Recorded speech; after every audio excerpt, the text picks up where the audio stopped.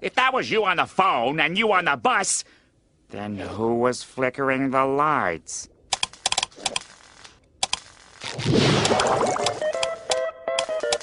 Nosferatu! I guess this is only but a guess that some of you don't really know what Nosferatu is, on which I question your reason to even watch an analysis of it. Like, wouldn't you watch an analysis after watching the movie? But I'll be happy to explain what it is. Nosferatu is an extremely creepy silent era horror film from 1922. I'm not talking about Werner Herzog's 1979 remake because I haven't seen it. Der Fluch wird auf den Menschen lasten. Der Fluch des Vampirs Nosferatu. Nosferatu from 1922 was directed by F.W. Murnau and is considered by multiple artsy-fartsy fellas as one of the best silent movies ever made. At least the German ones, which isn't so weird since the film originated from Germany. Nosferatu is, in my opinion, one of the best horror movies ever made. It is simply really fucking creepy.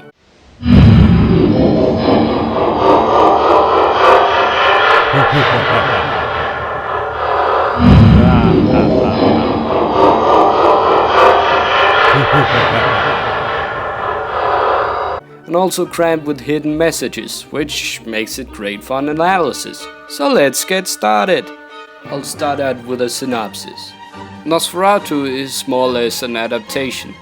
The only changes that were made was the places and the names, making the movie a bit more German. The movie starts out with the real estate agent Thomas Hutter, who is leaving his hometown Wisburg for the sake of having a contract signed for a Transylvanian fella named Count Orlok. He leaves his beloved wife Ellen with his good friends and takes off. Hutter arrives to the castle after a creepy travel with some weird coachmen and is greeted by this Count Orlok, who is suspiciously disgusting.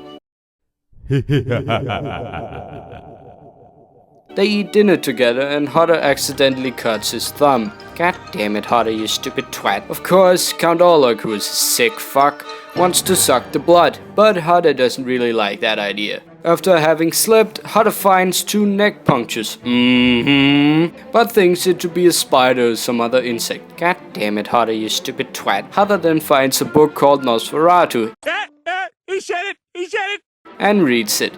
Hutter then thinks, maybe this fuck ugly cunt I'm living with who has a thing for sucking blood, something to do with a fucking vampire.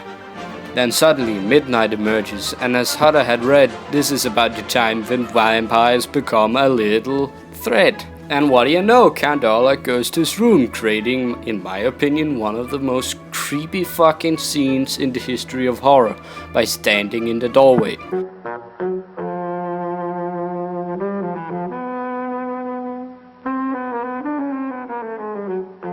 Hutter passes out from fear. God damn it, Hutter, you stupid twat. The next day, Hutter sees Count Orlok loading coffins of dirt and coaches and shit, and Hutter decides, shit, I don't want to be here anymore. So Hutter tries to jump out of a window, and he hurts himself and passes out. God damn it, Hutter, you stupid twat.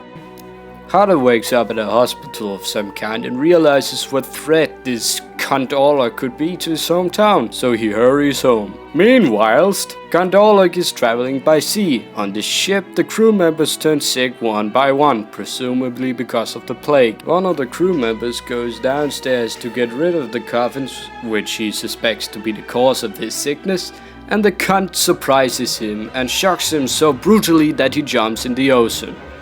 Count Orlok then gets control of the ship. Oh shit. As soon as the ship arrives at Wisburg, the cunt takes one of his coffins and moves into his new home, which he had purchased. The people of Wisburg directs an inspection of the ship, which the cunt were traveling with, and declares that this is a new wave of the plague. Everybody fucking panics and doesn't know what the fuck to do. Meanwhile, Count Orlok is a perv who is spying on Hutter's wife at night. Ellen, which is the name of the wife, in case you already have fucking forgotten, who has read the book of the Nosferatu, in where she finds a cunning way to murder a vampire. and so she tries it out by inviting Count Orlok inside her house. But she passes out. God damn it, Mrs. Hutter, you stupid twat.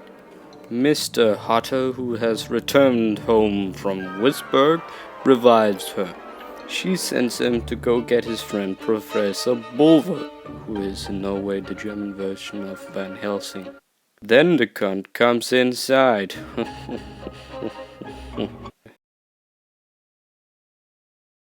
And my god, is he ever so fucking disturbing. Ellen lets him drink her blood. Metal.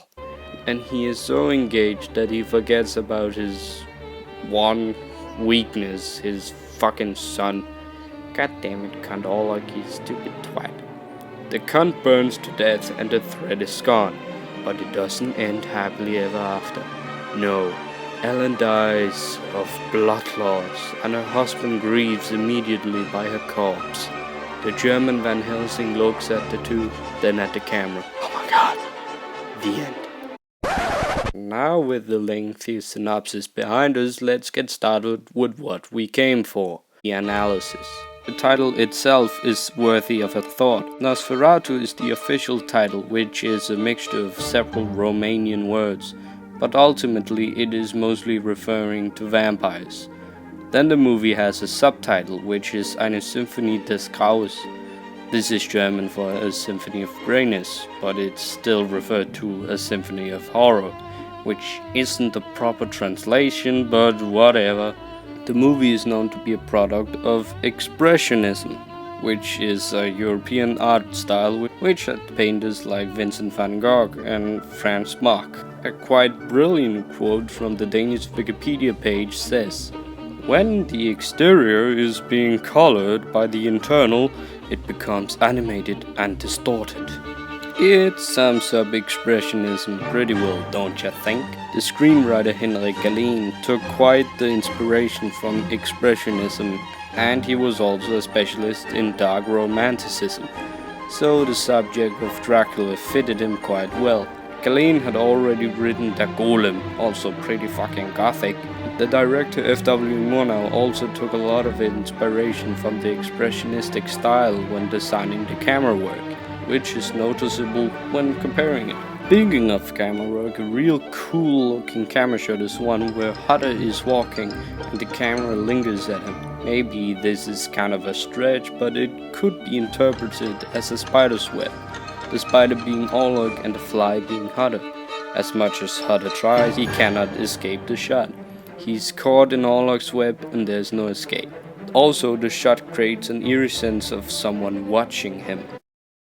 Derp derpity derp derp derp derp derp derpity derp derp derp derp derp derpity derp derp derp derp derp derpity derp derp derp derp derp derp derp derp derp derp derp derp derp derp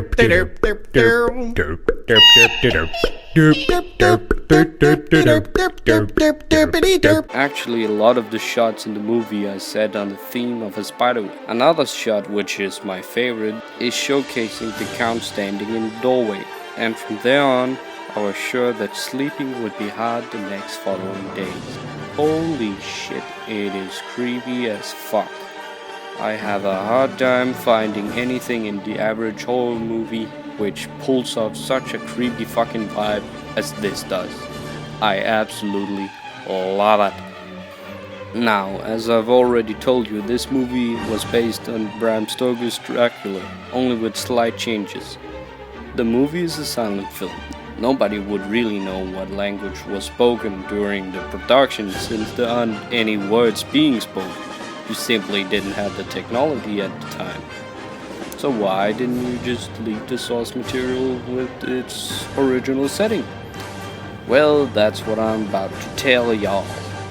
In 1922, Germany was still in a horrible state following the First World War.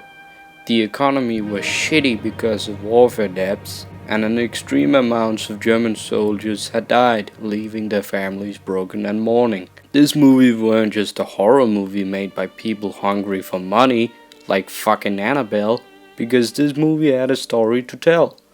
Of course, the plague isn't what it might seem. The plague which Count Orlok brings with him is supposed to be interpreted as war, World War I in this case. One of the name tags to a Nosferatu, or a vampire, was the bird of death. Very fitting, don't you think? If that isn't symbolic as fuck, I don't know what is. Now, you could be saying London were also severely attacked and bombed and stuff during the First World War, so why making the changes?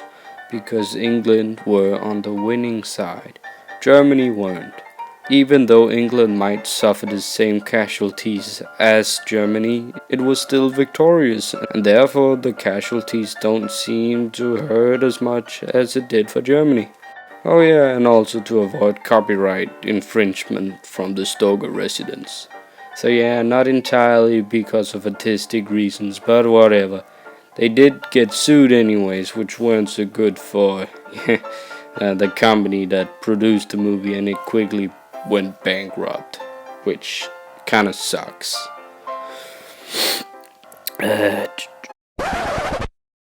let's talk a bit about Ellen sacrificing herself, cause it may be a bit more selfish rather than self-sacrificing. Many scholars who have talked about this very movie argues that Ellen represents the soldiers during World War I, who sacrificed themselves and therefore saving many other lives.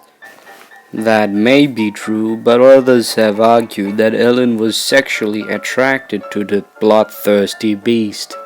Yeah, I don't really understand why. Maybe it's because it's some kind of Edward shit. She sees an opportunity to get goodly fucked. The Lord tells me he can get me out of this mess, but he's pretty sure you're fucked. It could be seen as a comment on female sexuality. The director F.W. Murnau was gay, so perhaps it was also a comment on homosexuality. You know what, let's revise that. It's a comment on all the sexualities. No one gets left behind. As a last thing to note, there is a very important point left. The shadows. The shadows are a very noteworthy element in this motion picture. The shadows are generally used in horror movies to create a more eerie and gothic look, and this movie is probably the origins of the usage of shadows. And this movie actually does it perfectly. It can also imply a certain darkness is arriving with the gliding shadows of the vampire slowly approaching, and also can be linked with the thoughts of war. Wait, I have another thing. Not much a part of the analysis, but whatever. Here's a little weird thing for you. I already told you about the sexuality of the director, and so he might made a joke with the movie, with the vampire's desires with the dear Hodder. The vampire's nightly visits in Hodder's room could be seen as sexual nature. That's right, Count Orlok isn't sucking Hodder's blood.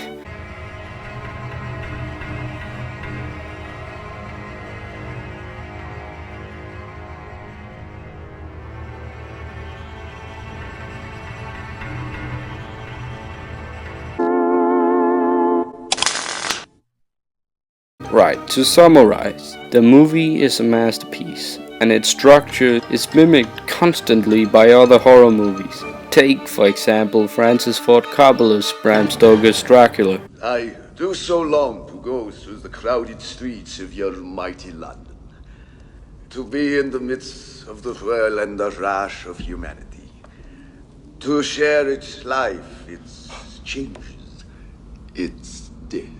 There. You, Count, are